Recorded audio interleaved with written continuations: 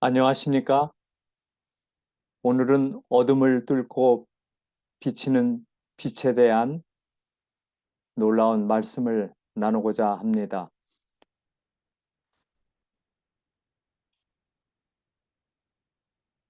오늘 말씀의 제목은 민족을 구원한 기도라고 하는 제목이 되겠습니다.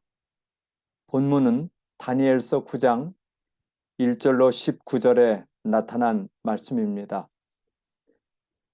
우리 같이 하나님의 말씀을 읽어보시겠습니까? 메대 족속 아소에로의 아들 다리오가 갈대아 나라 왕으로 세움을 받던 첫 해 곧 그 통치 원년에 나 다니엘이 책을 통해 여호와께서 말씀으로 선지자 예레미야에게 알려주신 그 연수를 깨달았나니 곧 예루살렘의 황폐함이 70년 만에 그치리라. 70년 만에 그치리라 하신 것이니라. 내가 금식하며 베옷을 입고 죄를 덮어쓰고 주 하나님께 기도하며 간구하기를 결심하고 내 하나님 여호와께 기도하며 자복하여 이르기를 크시고 두려워할 주 하나님 주를 사랑하고 주의 계명을 지키는 자를 위하여 언약을 지키시고 그에게 인자를 베푸시는 이시여 우리는 이미 범죄하여 패역하며 행악하며 반역하여 주의 법도와 규례를 떠나싸우니 우리가 또 주의 종 선지자들이 주의 이름으로 우리의 왕들과 우리의 고관과 조상들과 온 국민에게 말씀한 것을 듣지 아니하였나이다. 나의 하나님이여 귀를 기울여 들으시며 눈을 떠서 우리의 황폐한 상황과 주의 이름으로 일컫는 성을 보옵소서. 우리가 주 앞에 간구하옵는 것은 우리의 공의를 의지하는 것이 아니요 주의 큰 긍휼을 의지하여 함이니이다. 주여 들으소서. 주여 용서하소서. 주여 귀를 기울이시고 행하소서. 지체하지 마옵소서. 나의 하나님이여 주 자신을 위하여 하시옵소서. 이는 주의 성과 주의 백성이 주의 이름으로 일컫는 바 됨이니이다. 오늘 이제 다니엘서 9장 1절로 19절에 나타난 민족을 구원한 기도라고 하는 말씀이 되겠습니다. 여러분 안녕하세요. 오늘은 전 세계 교회들이 북한을 위하여 기도하는 특별한 안식일입니다.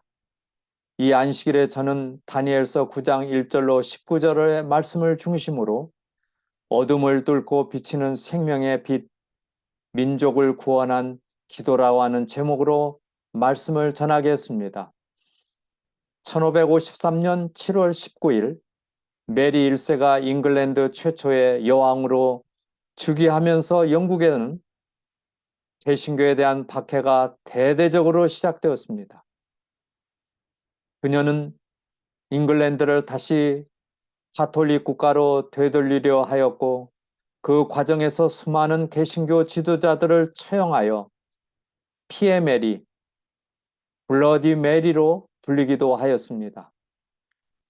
이 위기의 때 몇몇 친구들이 스위스 제네바에 거주하던 존 낙스를 찾아와서 위기에 빠진 스코틀랜드의 해역을 위해 앞장서 달라고 부탁을 하였습니다.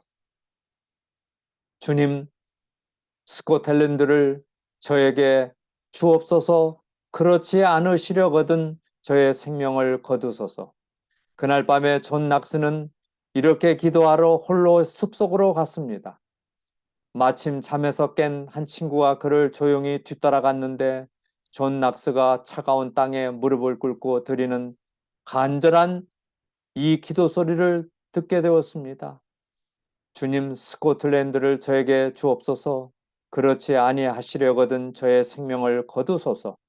그는 3번이나 그렇게 간절하게 기도한 후에 돌아왔습니다. 그의 기도는 위기에 빠진 민족을 구원하기 위한 목숨을 건 기도였습니다. 고향인 스코틀랜드로 돌아온 존 낙스는 메리 여왕을 찾아가서 그녀의 잘못을 성경으로 지적하면서 비록 여왕이라 할지라도 하나님의 말씀을 거역하면 분명히 하나님의 심판을 받게 될 것이라 선언하였습니다. 화가 난 메리는 그를 즉시 감옥에 가두어 버렸습니다. 하지만 얼마 후에 그녀는 존 낙스의 경고대로 중병에 걸리게 되었고 그를 다시 풀어주면서 이런 말을 하였습니다. 영국의 100만 군사보다 존 낙스의 기도가 더 무섭다. 존 낙스가 여왕을 두려워하지 않고 마침내 스코틀랜드에서 종교 개혁을 완수할 수 있었던 힘은 바로 기도였습니다. 그리고 스코틀랜드를 저에게 주소서 그렇지 아니하시려거든 저의 생명을 거두소서 하면서 드렸던 그의 목숨을 건 기도는 민족을 구원하는 능력의 기도가 되었습니다. 오늘 저는 성경에서 민족을 구원한 또 한 사람의 기도를 보게 되는데 그 기도는 다니엘서 9장에 나오는 선지자 다니엘의 기도입니다. 이 기도를 드리게 된 배경에 대하여 다니엘서 9장에는 이렇게 설명합니다. 메대 족속 아수아로의 아들 다리오가 갈대아 나라 왕으로 세움을 받던 첫 해 곧 그 통치 원년에 나 다니엘이 책을 통해 여호와께서 말씀으로 선지자 예레미야에게 알려주신 그 연수를 깨달았나니 곧 예루살렘의 황폐함이 70년 만에 그치리라 하신 것이니라. 다니엘이 기도를 드린 때는 대제국 바벨론이 고레스에 의하여 멸망하고 다리오가 갈대아 나라의 왕으로 세움을 받던 첫 해 기원전 538년경이었습니다. 그때 다니엘은 비록 85세의 노인이었지만 여전히 마음이 민첩하여 총리들과 고관들 위에 뛰어났고 왕은 그를 수석 총리로 임명하여 국사를 보게 하였습니다. 다니엘은 큰 나라의 총리였고 할 일이 무척 많았을 것입니다. 하지만 그러한 중에도 그는 성경 연구를 게을리하지 않았고 마침내 선지자 예레미야를 통해 주신 약속의 말씀을 깨닫게 되는데 곧 예루살렘의 황폐함이 70년 만에 그치리라 하신 말씀이었습니다. 다니엘이 포로로 잡혀온 때는 기원전 605년이었고 다니엘이 예레미야를 통해 주신 약속을 깨달은 때는 다리오 원년인 기원전 538년이므로 계산해 보면 다니엘이 포로로 잡혀온 지 67년이 지난 때입니다. 선지자 예레미야를 통하여 주신 약속에 의하면 이제 3년 후면 예루살렘이 회복되어야 합니다. 그래서 다니엘은 이 약속의 말씀이 꼭 성취되도록 간절히 기도하기 시작하였는데 이 기도가 바로 이스라엘 민족을 구원한 기도가 되었습니다. 예루살렘의 회복을 위한 기도, 이것은 민족을 구원한 기도의 첫 내용입니다. 다니엘이 드렸던 기도의 내용을 살펴봅시다. 그의 기도는 첫째로 예루살렘의 회복을 위한 기도였습니다. 다니엘서 9장의 기도를 보면 다니엘의 관심이 유난히 예루살렘에 집중된 것을 보게 됩니다. 주여 구하옵나니 주는 주의 공의를 따라 주의 분노를 주의 성 예루살렘 주의 거룩한 산에서 떠나게 하옵소서. 이는 우리의 죄와 우리 조상들의 죄악으로 말미암아 예루살렘과 주의 백성이 사면에 있는 자들에게 수치를 당함입니다. 그라운즉 우리 하나님이여 주의 종의 기도와 간구를 들으시고 주를 위하여 주의 얼굴빛을 주의 황폐한 성소에 비추시옵소서. 나의 하나님이여 귀를 기울여 들으시며 눈을 떠서 우리의 황폐한 상황과 주의 이름으로 일컫는 성을 보옵소서. 우리가 주 앞에 간구하옵는 것은 우리의 공의를 의지하는 것이 아니요 주의 큰 긍휼을 의지하여 함이니이다. 주여 들으소서, 주여 용서하소서, 주여 귀를 기울이시고 행하소서. 지체하지 마옵소서. 나의 하나님이여 주 자신을 위하여 하시옵소서. 이는 주의 성과 주의 백성이 주의 이름으로 일컫는 바 됨이니이다. 예루살렘은 성경에서 가장 중요하게 여겨지는 도시입니다. 예루살렘이라는 지명이 성경에 무려 750번, 예루살렘을 지칭하는 다른 이름까지 합치면 무려 2000번 가까이 언급됩니다. 사울 왕이 죽은 후에 다윗은 이스라엘 전체의 왕이 되어 예루살렘을 이스라엘의 수도로 정합니다. 그리고 그의 아들 솔로몬은 그곳에 아름다운 성전을 지었지요. 예루살렘은 바로 이스라엘의 수도요 하나님의 성전이 있는 곳이었습니다. 그것은 하나님이 임재하시고 통치하는 곳, 하나님과 이스라엘 백성과의 언약을 맺은 곳이었습니다. 그래서 이스라엘 백성들은 적어도 1년에 3번 유월절, 칠칠절, 초막절에 하나님을 뵈러 예루살렘으로 올라갔습니다. 이처럼 예루살렘은 그들에게 삶과 신앙의 구심점 역할을 하는 곳이었습니다. 그러므로 다니엘에게 있어서 예루살렘의 회복은 곧 이스라엘 전체의 완전한 회복을 의미하였습니다. 다니엘서 9장과 같은 사건을 기록한 다니엘서 6장을 보면 다니엘은 예루살렘으로 향한 창문을 열고 전에 하던 대로 하루 3번씩 무릎을 꿇고 기도하였다고 기록합니다. 그의 마음이 항상 예루살렘을 향해 있었음을 알게 됩니다. 그래서 예루살렘을 향한 다니엘의 간절한 마음을 아시는 하나님은 다니엘의 기도에 응답하실 때에도 그의 최고의 관심사인 예루살렘에 관하여 가장 먼저 답을 주셨습니다. 내 백성과 내 거룩한 성을 위하여 이런 이래를 기한으로 정하였나니. 우리나라 기독교 역사는 북한에서 시작되었습니다. 우리나라 최초의 개신교 순교자인 로버트 토마스 선교사가 1866년에 제너럴 셔먼호를 타고 와서 순교의 피를 뿌린 것은 바로 북한 땅이었습니다. 우리나라 재림교회의 역사가 시작된 곳도 북한입니다. 1904년 하와이로 가던 손흥조는 중간에 일본 고베에서 쿠니야 히데 전도사를 만나 재림 기별을 받게 되었습니다. 수속 불비로 다시 한국으로 돌아오는 배에서 임기반을 만나 기별을 전하였습니다.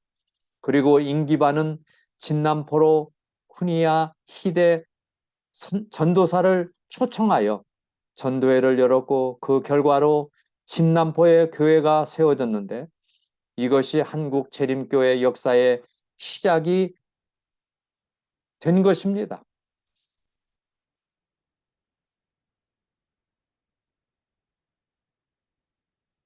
우리나라 이러한 역사를 통하여 우리는 20세기 초에 북한에는 기독교의 큰 부흥이 있었습니다. 해방 전에 이미 30만 명이 넘는 기독교인과 2,000개가 넘는 교회가 존재하였습니다. 특별히 평양에만 2만 명이 넘는 성도가 있어 평양은 동방의 예루살렘으로 불리기도 하였습니다. 김재신 목사님이 쓴 북한 교회사에 보면 해방 전에 북한 지역에 최소한 98개의 재림교회가 존재하였고 그 당시 재림교회는 북한에서 개신교 5대 교단 중에 하나로 꼽힐 만큼 영향력이 있었습니다. 하지만 해방 후에 북한의 공산 정권이 들어서면서 본격적인 기독교 탄압이 시작된 것입니다. 교회 재산을 몰수하고 성직자에 대한 회유, 납치 사례가 자행되었습니다. 신자들에 대한 위협과 박해가 가해졌습니다. 6.25 전쟁 후에 김일성은 본격적으로 북한에서 교회를 없애기 시작하였는데 파악된 북한의 무너진 교회 수만 해도 3,000개가 넘습니다. 다니엘이 예루살렘의 회복을 위하여 기도하였던 것처럼 한때 동방의 예루살렘이라 불리던 북한 교회의 회복을 위해 이제는 우리가 기도할 때입니다.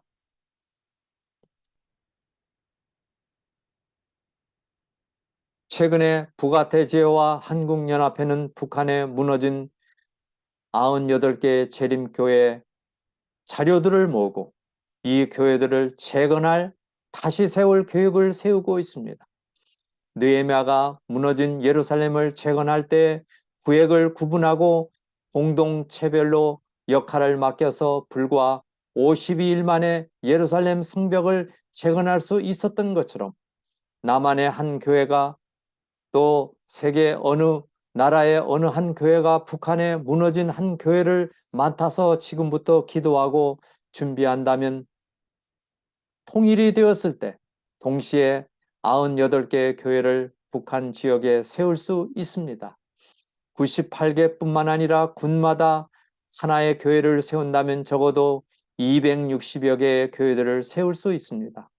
우리가 준비되면 하나님은 속히 북한의 복음의 문을 열어 주실 것입니다.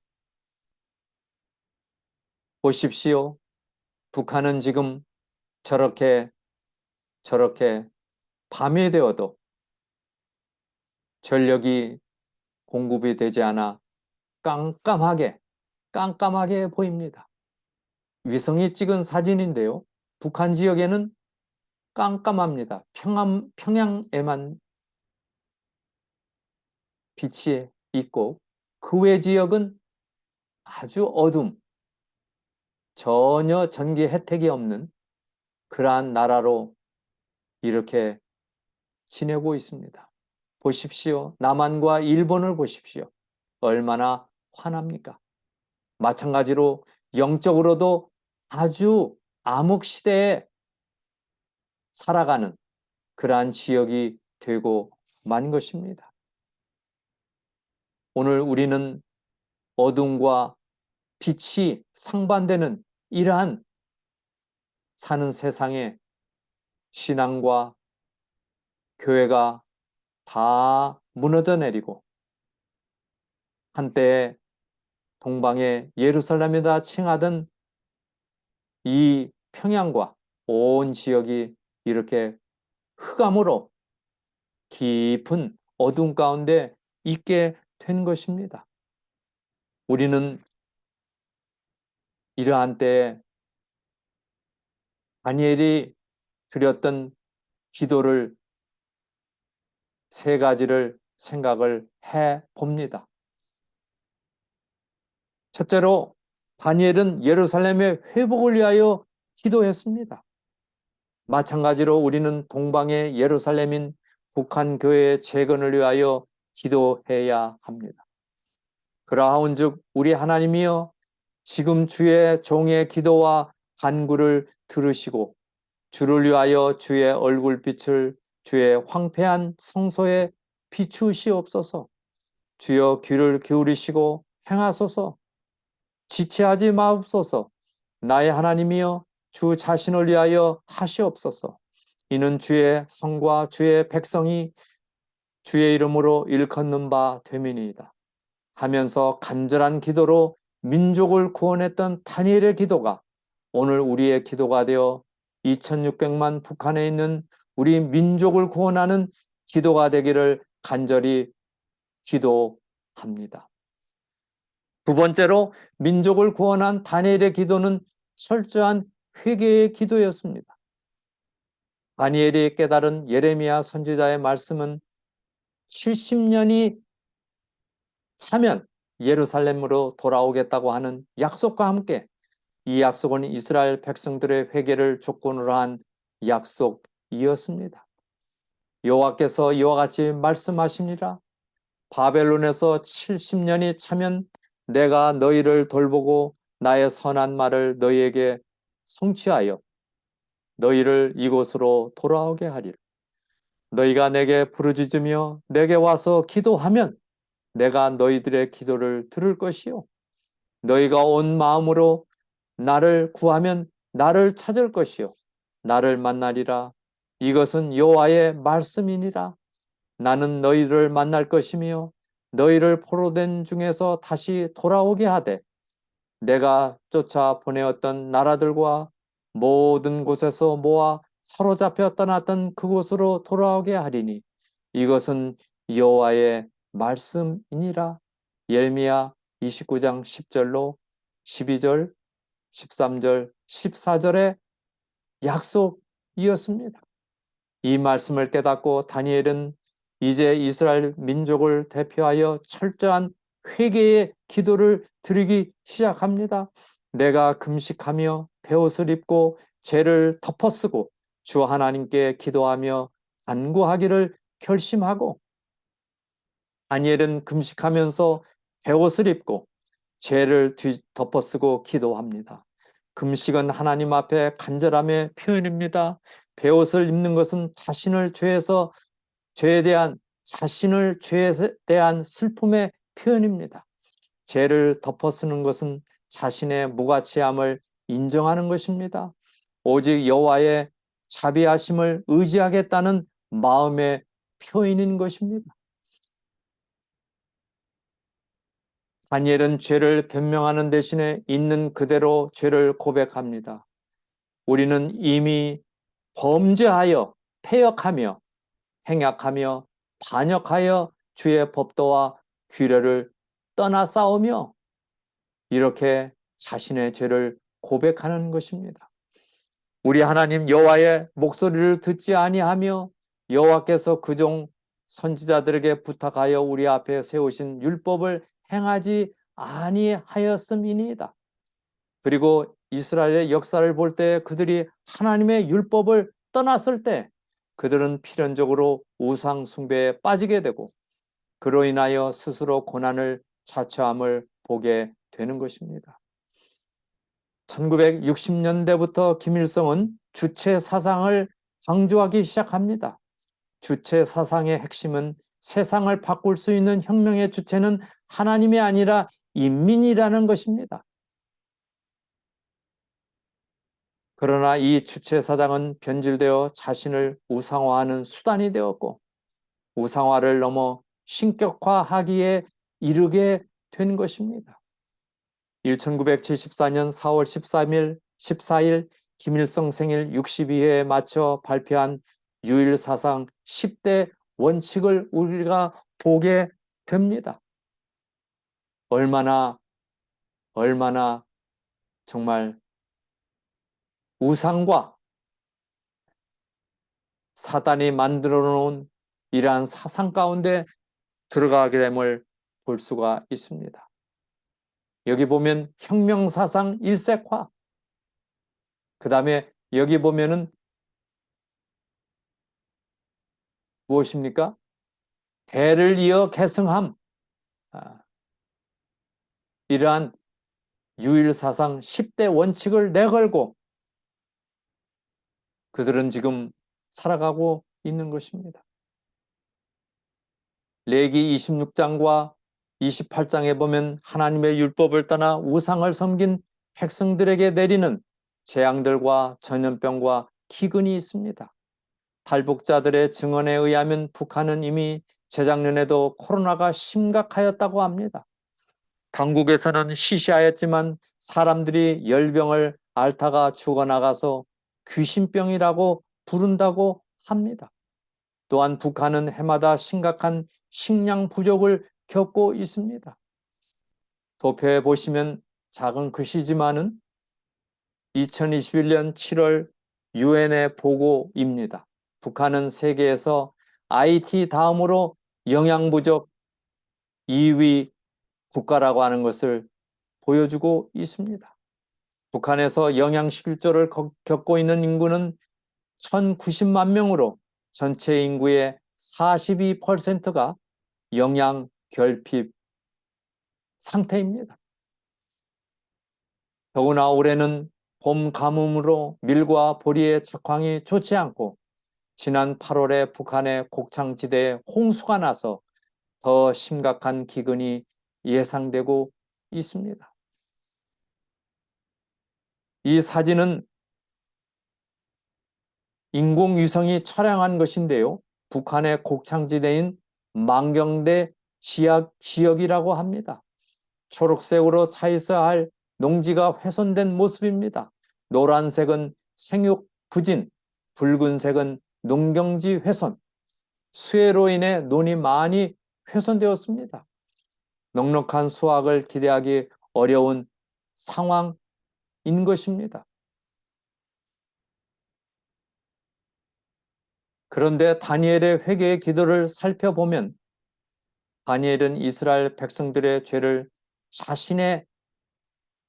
자신과 동일시한 것을 보게 됩니다. 다니엘은 그들의 죄를 회개한 것이 아니라 그들의 죄를 자신의 죄로 여기고 우리의 죄를 용서해 달라고 기도합니다. 다니엘서 9장에 우리란 표현이 무려 33번이나 나옵니다. 다니엘은 우리를 넘어서 내 죄까지 표현을 합니다. 내가 이같이 말하여 기도하며 내 죄와 내 백성 이스라엘의 죄를 자복하고 내 하나님의 거룩한 신을 위하여 내 하나님 여호와께 간구할세.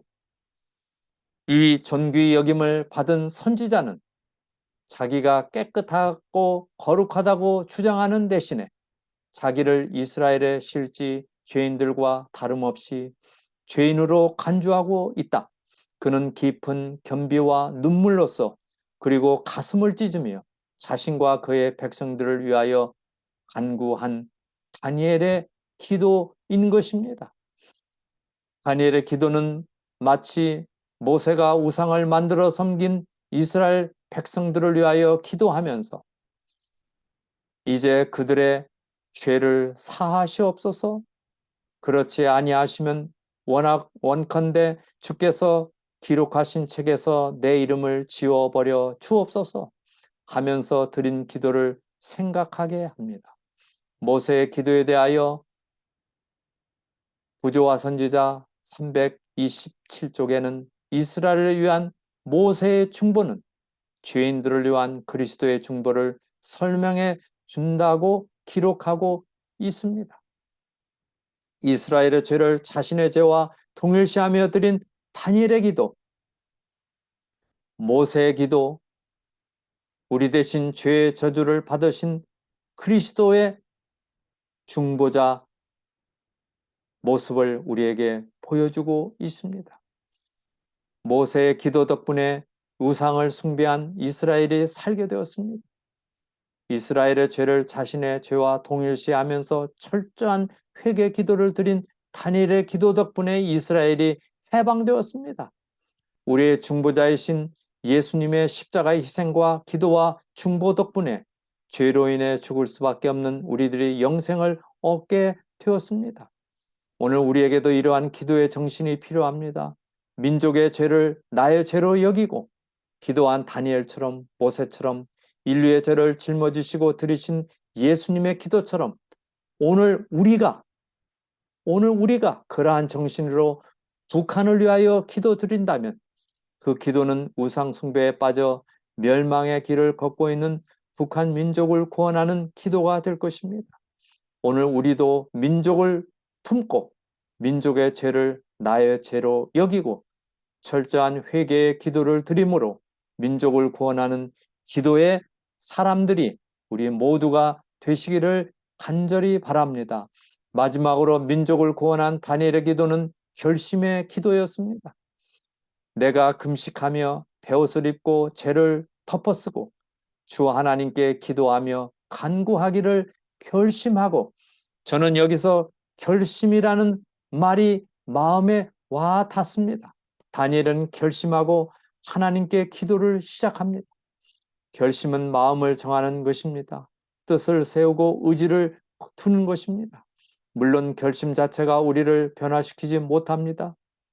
우리를 변화시키는 힘은 전적으로 하나님의 능력입니다. 우리가 우리의 의지를 하나님께 굴복시킬 때만 변화를 경험할 수 있습니다. 그러나 우리에게는 결심이 필요합니다. 결심을 통하여 하나님의 뜻을 세우고 결심을 통하여 하나님을 전적으로 의지할 때 하나님이 친히 도와주십니다. 하나님께서는 그대가 도움의 필요를 느끼고 결심을 해서 일에 착수하고 온 마음을 다하여 그분을 의지할 때 그대는 그대를 도와주실 것이다. 특별한 기도에는 결심이 필요합니다. 왜냐하면 사단이 우리의 기도를 방해하기 때문입니다. 대적마귀는 우리가 열성 있는 간구와 믿음으로 시험을 이길 만한 은혜와 능력을 얻지 못하도록 하기 위하여 은혜의 보좌로 가는 길을 막으려고 끊임없이 애쓰고 있습니다.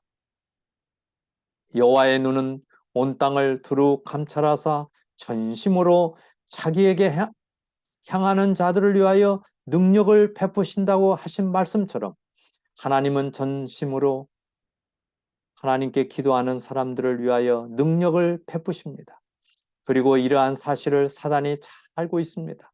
그래서 사단은 하나님의 백성들이 기도하지 못하도록 최선을 다합니다. 다니엘서 9장은 다니엘서 6장과 같은 때의 사건이지요. 둘 다 다리오 왕 원년에 있었던 사건입니다. 다니엘서 6장은 우리에게 너무나도 유명한 사자굴의 사건입니다. 왜 사단이 사자굴을 준비했을까요? 그것은 다니엘의 기도를 막기 위해서였습니다. 다니엘이 기도하는 것을 두려워하기 때문입니다. 다니엘의 기도를 통하여 하나님이 얼마나 위대한 일을 이루실지를 알았기 때문입니다. 하지만 다니엘은 기도하기로 결심하였고 기도를 중단할 수 없었습니다. 다니엘이 이 초소에 왕의 도장이 찍힌 것을 알고도 자기 집에 돌아가서는 윗방에 올라가 예루살렘으로 향한 창문을 열고 전에 하던 대로 하루 3번씩 무릎을 꿇고 기도하며 그의 하나님께 감사하였더라. 죽음의 위협도 다니엘의 결심을 막을 수 없었습니다. 결국 다니엘은 사자굴에 들어가야 했습니다. 하지만 하나님의 사자의 입을 막으시고 다니엘을 보호하셨습니다.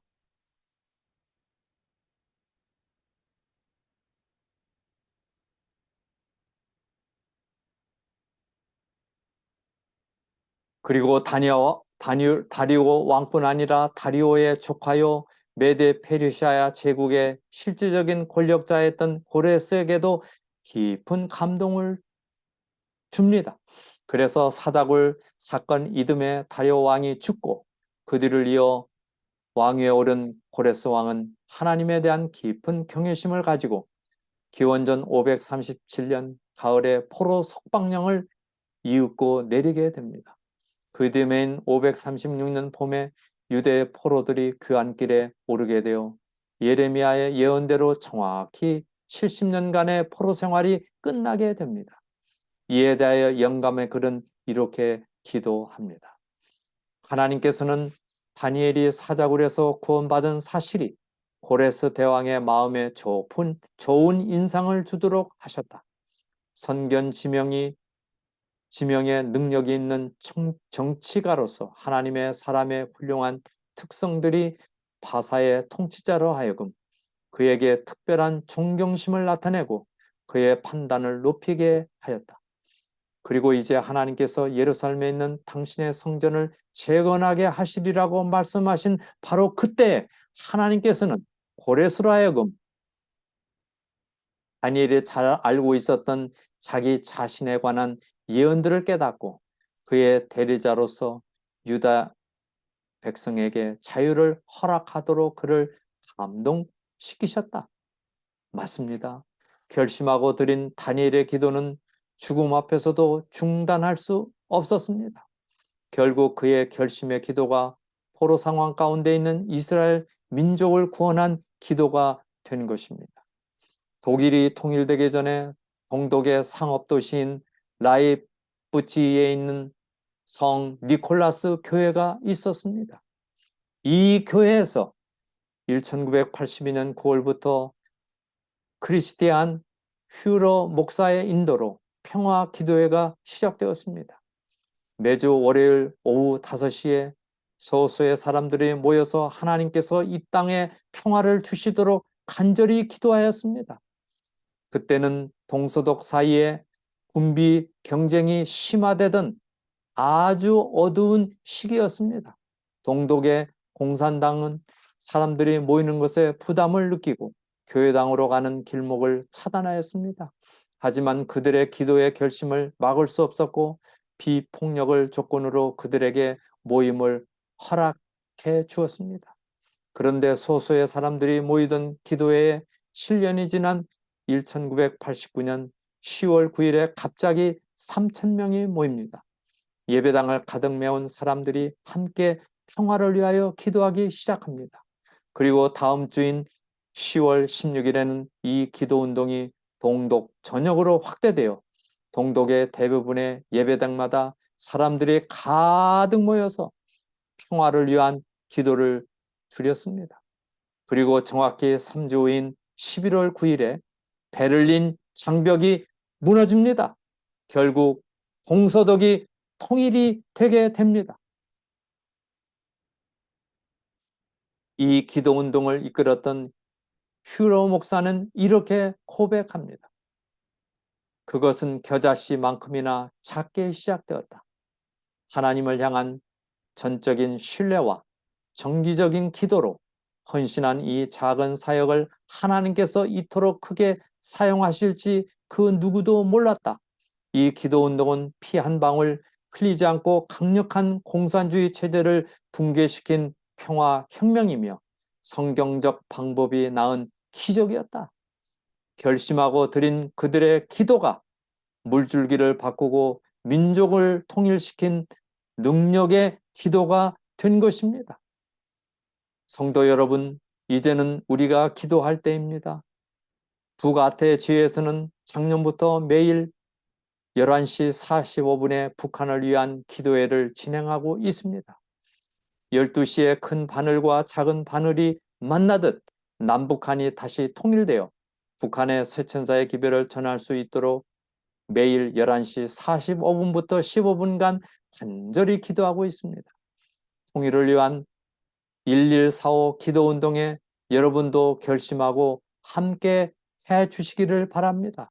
사랑하는 성도 여러분, 예루살렘의 회복을 위하여 드린 기도, 민족의 죄를 자신의 죄로 여기고 철저하게 회개한 기도, 하나님 앞에 결심하고 드린 다니엘의 기도가 결국 이스라엘 민족을 구원한 기도가 된 것입니다. 오늘 우리도 2600만 북한의 동족들을 위하여 함께 기도하기로 결심하시기를 바랍니다. 동방의 예루살렘이었던 북한의 교회들이 다시 재건될 수 있도록 특별히 그들의 죄를 품고 간절하게 기도하기로 결심합시다.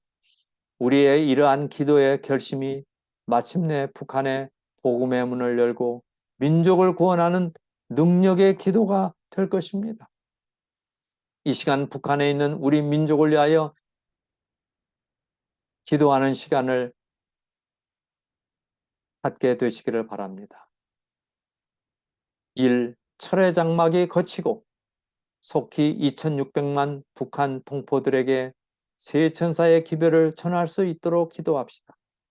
남한의 교회들이 북한 선교를 위한 사명을 감당할 준비가 되도록 또 미주에 있는 교회들이 북한 선교를 위한 사명을 감당할 준비가 되도록 기도합시다.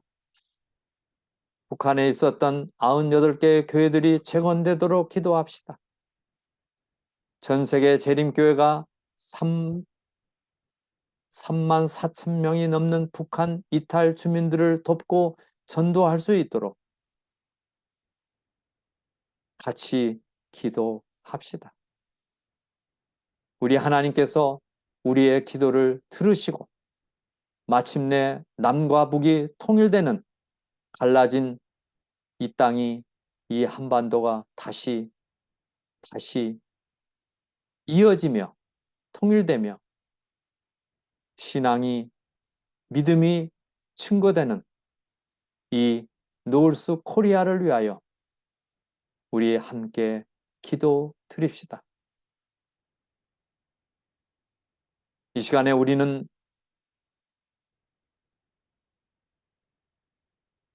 북한을 위하여 기도하는 특별한 시간을 갖겠습니다. 이제 251장 눈을 들어 하늘 보라.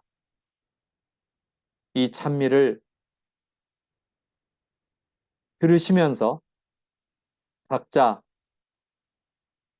있는 곳에서 우리 하나님 앞에 기도 드립시다. 251장 이 찬미를 우리가 들으면서 기도합시다.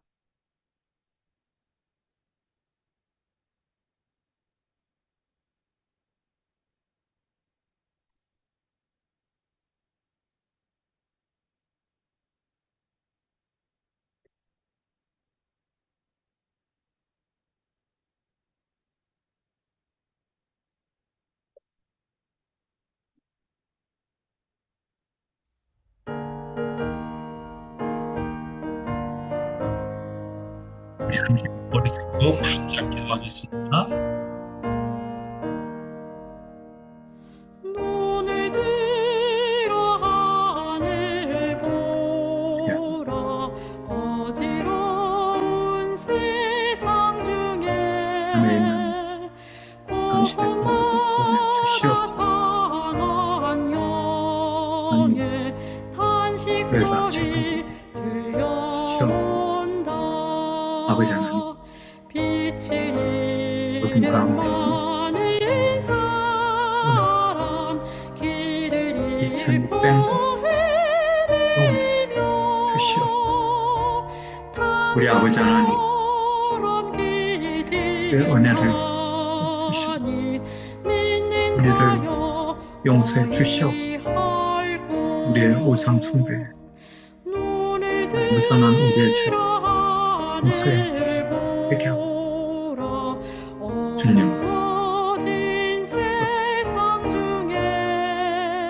하나님의 크신 은혜와 축복의 함께 하나님, 생명수는 생명 드릴 수 있도록 죄를 대속하신 주님 거룩한 시간 기도하는 모든 찾으시나 대답하리 어디 있나 믿는 자여 어이할고 눈을 들어 하늘 보라. 살아계신 주 하나님 약한 자를 부르시어 하늘 뜻을 전하셨다.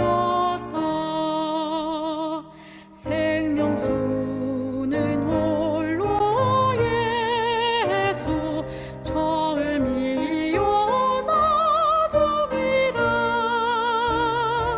주님 너를 부르신다. 믿는 자여 어이할고 눈을 들어 하늘 보라. 다시 사신 그리스도 만 백성을 사랑하사 오래 참고 기다리셔. 인내하신 우리 구주 의의 심판하시는 날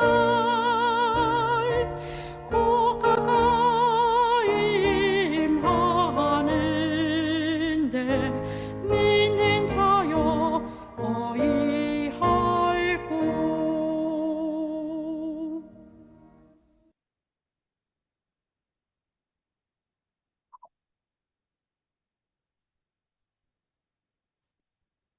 함께 기도드립니다. 우리 아버지 하나님, 특별한 전 세계 우리 재림 성도들이 북한을 위하여 기도하게 하시니 감사합니다. 아버지 분단된 지 벌써 수십 년이 지나갔습니다. 북에 사는 2600만의 사랑하는 자녀들을 구하여 주시옵소서. 우리 모두 마음을 합하여 다니엘의 기도처럼 그 우상 숭배가 우리의 죄악임을 깨닫게 하시고 진정한 회개 속에 저희들의 간구가 이루어지며 어둠을 뚫고 비치는 생명의 빛이 그곳에도 나눠지도록 문 열어 주시옵소서. 우리 아버지 하나님의 크신 은혜와 축복이 이곳에 머리 숙인 당신의 종들에게 함께 하시고 전국 복음이 전 세계 다 방방곡곡에 전파되어 속히 그리스도의 오심이 이루어지도록 은혜 주시옵소서. 연약한 가운데 있는 우리 매튜와 유영식 사랑하는 따님, 또 김은자 집사님, 또 우리 강진유 장로님, 그 외에 연약함과 있는 당신의 자들을 구해 주시옵소서. 최일양 형제를 구하여 주시옵소서. 곽영훈 형제를 회복시켜 주시옵소서. 주의 크신 은혜와 인도하심이 오늘 이 말씀의 예배에 들어온 당신의 자녀들과 가정 위에 언제나 함께 하시고 우리 다시 또 만날 때까지 성령의 은혜가 이 한 주간 함께하여 주시옵기를 예수님의 이름으로 간절히 기도드립니다. 아멘. 우리 계속 우리 노스 코리아를 위하여 기도하십시다. 우리 하나님의 크신 은혜와 축복이 우리 모두에게 함께 하시기를 바랍니다. 행복한 안식일 오후 되시기를 바랍니다. 안녕히 계십시오.